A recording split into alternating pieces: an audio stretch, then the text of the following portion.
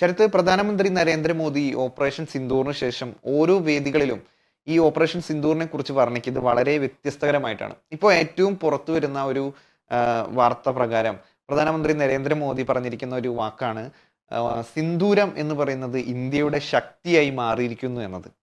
നോക്കൂ, എത്രയും ക്രിസ്പായിട്ടാണ് അദ്ദേഹം കാര്യങ്ങൾ വിവരിക്കുന്നത്. ഈ ഇന്ത്യയുടെ ജനങ്ങളുടെ ശക്തിയുടെ പ്രതീകമായി സിന്ദൂരം മാറുന്നു. ഇന്ത്യയിലേക്ക് കയറി ചില ഭീകരർ നമ്മുടെ സഹോദരിമാരുടെ ഭർത്താക്കന്മാരെ കൊന്നുകളയുന്ന രീതിയിലുള്ള നരഹത്യകൾ നമ്മുടെ ഇന്ത്യയിൽ അഴിച്ചുവിടുന്നു. അതിനുശേഷം എന്നിട്ട് അവരോട് പറയുന്നതാണ്, നിങ്ങളുടെ നേതാവിനോട്, മോദിയോട് ചെന്ന് പറയൂ എന്ന് പറഞ്ഞിട്ടാണ് അവർ ഇവിടുന്ന് പോകുന്നത്. അതിന് വളരെ കൃത്യമായി, വളരെ കൃത്യതയോടെ അവരുടെ നേതാക്കളുടെ കേന്ദ്രങ്ങളിൽ കയറി തന്നെ ഇന്ത്യയിൽ നിന്നുള്ള ഡിഫൻസ് സംഘം അത് തകർത്ത് കളഞ്ഞു. അവരുടെ ഭീകരതയെ തന്നെ തുടച്ചു മാറ്റി എന്ന് വേണം നമ്മൾ ഓപ്പറേഷൻ സിന്ദൂറിലൂടെ മനസ്സിലാക്കുന്നത്. അപ്പോൾ അതിനുശേഷം വരുന്ന നരേന്ദ്രമോദി ജനങ്ങളെ അഭിസംബോധന ചെയ്ത് ഏതൊരു വേദിയിൽ പോയാലും എന്താണ് നമ്മൾ ഉദ്ദേശിച്ചത്, എങ്ങനെയാണ് നമ്മൾ അത് എക്സിക്യൂട്ട് ചെയ്തത് എന്ന് വളരെ വ്യക്തമായി ജനങ്ങളിലേക്ക് എത്തിക്കുകയാണ്. അത് വളരെ സിമ്പിൾ ആയിട്ടുള്ള ലാംഗ്വേജിലാണ് അത് പറയുന്നത്. ഇപ്പോൾ ഏതൊരു ജനത്തിന് കേട്ടാലും മനസ്സിലാവുന്ന തരത്തിൽ സിന്ദൂരം എന്ന് പറയുന്നത് നമ്മുടെ ഇന്ത്യയുടെ അഭിമാനം, അതുപോലെ ഇന്ത്യയുടെ കരുത്തായി മാറിക്കഴിഞ്ഞു എന്ന് പറയുമ്പോൾ ഏതൊരു കൊച്ചുകുട്ടിക്ക് കേട്ടാലും മനസ്സിലാവും ഓപ്പറേഷൻ സിന്ദൂരാണ് ആ ഉദ്ദേശിക്കുന്നത്. ഓപ്പറേഷൻ സിന്ദൂറിലൂടെ എന്താണ് ഇന്ത്യ ലക്ഷ്യം വെച്ചത്. അതിനെ തുടർന്ന് ഇപ്പോൾ സേനയിലടക്കം നമ്മുടെ സ്ത്രീ ശക്തി വർദ്ധിപ്പിക്കുന്ന രീതിയിലുള്ള തീരുമാനങ്ങളെല്ലാം കേന്ദ്ര സർക്കാരിന്റെ ഭാഗത്തു നിന്നും വരുന്നു. ഇത്തരം വാർത്തകളെല്ലാം ശരത്ത് വീക്ഷിച്ച് കാണുമല്ലോ, എന്താണ് ഇതിൽ പറയാനുള്ളത്? ഇതിൽ കൃത്യമായിട്ട് പറയാനുള്ളതെന്ന് വെച്ച് കഴിഞ്ഞാൽ, ഇപ്പോൾ ഓപ്പറേഷൻ, അതായത് ഈ പഹൽഗാം അറ്റാക്ക്, അതിനുശേഷമുള്ള എല്ലാ കാര്യങ്ങളും നടന്നു, ഓപ്പറേഷൻ സിന്ദൂർ എല്ലാം ഏകദേശം 1 മാസത്തോളം കഴിഞ്ഞു. അന്ന് ഈ പഹൽഗാം ആക്രമണത്തിന് ശേഷം ഇന്ത്യ എങ്ങനെ, അതിനുശേഷമുള്ള ഇന്ത്യ എങ്ങനെ, അതാണ് നമ്മൾ നോക്കേണ്ടത്. 1 മാസത്തിനിടയിലുള്ള ഇന്ത്യ. അന്ന് മോദി അന്ന് പറഞ്ഞിരുന്നു, എല്ലാ മാധ്യമങ്ങളും പറയും മോദിയോട് പോയി പറയാവുന്നൊരു സ്ത്രീയോട് പോയി പറയുന്നത്, നിന്റെ മോദിയോട് പോയി പറയൂ എന്ന് പറയും. അതിനുള്ള മറുപടിയാണ് ഇപ്പോൾ മോദി കൊടുത്തുകൊണ്ടിരിക്കുന്നത്. ആ ഭീകരവാദികൾ എവിടെ, അവരുടെ വീടുകളൊക്കെ എവിടെ, എല്ലാം തകർത്തിറങ്ങി കൃത്യമായ മറുപടി കൊടുത്ത് അതൊരു ഓപ്പറേഷൻ സിന്ദൂർ എന്നൊരു പേരും കൊടുത്തിട്ടാണ് മോദി ഇങ്ങനെ. ഇന്ന് പ്രത്യേകിച്ച് ഒരു കുറച്ചുകൂടെ ഒരു പ്രസക്തിയുണ്ട്. അതായത് ഇന്ന് അദ്ദേഹം ഈ പ്രസംഗിച്ച വാക്കുകൾ ഇന്ത്യയുടെ നാരീശക്തിയുടെ മറ്റൊരു പദമാണ് ഓപ്പറേഷൻ സിന്ദൂർ എന്ന് അദ്ദേഹം പറയുന്നുണ്ട്. ഭോപ്പാലിലെ മഹിളാ ശാക്തീകരണ പരിപാടിയിലാണ് അദ്ദേഹം ഈ കാര്യങ്ങൾ പറയുന്നത്. അതെന്തുകൊണ്ടും ഒരു ഗ്യാരണ്ടിയാണ് നൽകുന്നത്. ഇവിടുത്തെ സ്ത്രീകൾക്ക് സ്വൈര്യമായി ഇനി ഉറങ്ങാം, അവർ പേടിക്കേണ്ട ആവശ്യമില്ല, ഇന്ത്യ ഒപ്പമുണ്ട് എന്ന് പറയാതെ പറയുന്നൊരു കാര്യം കൂടിയാണ് മോദി ചെയ്തുകൊണ്ടിരിക്കുന്നത്. അതുകൊണ്ട് തന്നെ ഇപ്പോൾ പറഞ്ഞുകൊണ്ടിരിക്കുന്നതെല്ലാം തന്നെ നേരത്തെ സൂചിപ്പിച്ചതുപോലെ തന്നെ ഭീകരവാദികൾ അണഞ്ഞു, പാകിസ്ഥാൻ മൗനം വെടിഞ്ഞു, അവരൊക്കെ എവിടെയെന്ന് പോലും അറിയില്ല, അവരുടെ അധികാരികൾ പോലും ഓടി ഒളിക്കുന്ന അവസ്ഥയുണ്ടായി. പാകിസ്ഥാൻ മിലിറ്ററിയെ തന്നെ തകിടം മറിച്ചു, അതായത് അവരുടെ മിസൈൽ പാഡുകളെല്ലാം തന്നെ തകർത്തെറിഞ്ഞു. ഇന്ത്യ ഇപ്പോഴും അതിനുശേഷം ഓപ്പറേഷൻ സിന്ദൂറിന് ശേഷം ഇന്ത്യ ലോകരാജ്യങ്ങൾക്കിടയിൽ കയ്യടി നേടി സൈനിക ശക്തിയിൽ 4ാമതാണെന്ന് പറയുമെങ്കിൽ പോലും ഇപ്പോൾ അത് പ്രാവർത്തികമാക്കി റഷ്യ അടക്കമുള്ള രാജ്യങ്ങൾ അംഗീകരിക്കുന്നു.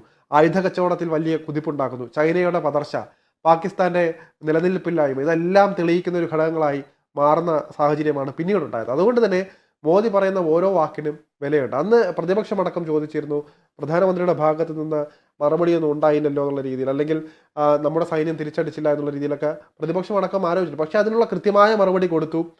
കിട്ടേണ്ടടുത്ത് കിട്ടി. അവരുടെ നേരത്തെ പറയുന്നത് ഭീകരവാദ ക്യാമ്പുകളടക്കം നശിപ്പിച്ചു കളഞ്ഞു.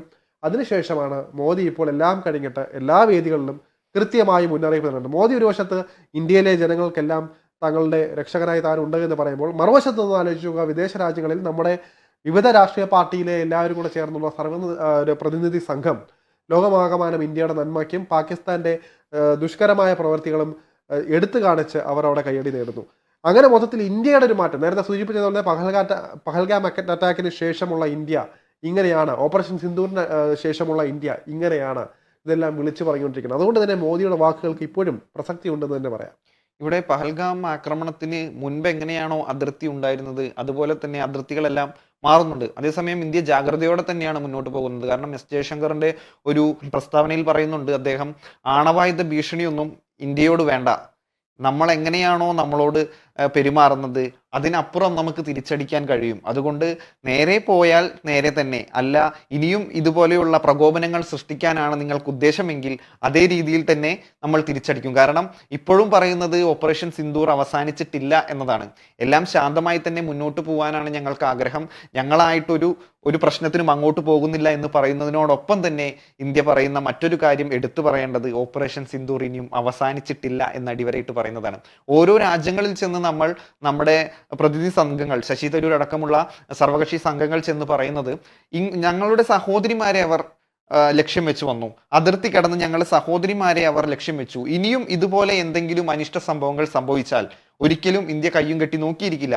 ഏതു തരത്തിലുള്ള ഭീഷണിയാണോ, ഭീഷണിയോടൊന്നും നമ്മൾ പ്രതികരിക്കുന്നില്ല. അത് ഏത് തരത്തിലാണ് ഇന്ത്യ അതിനെ കൈകാര്യം ചെയ്തത് എന്ന് ജനം കണ്ടു.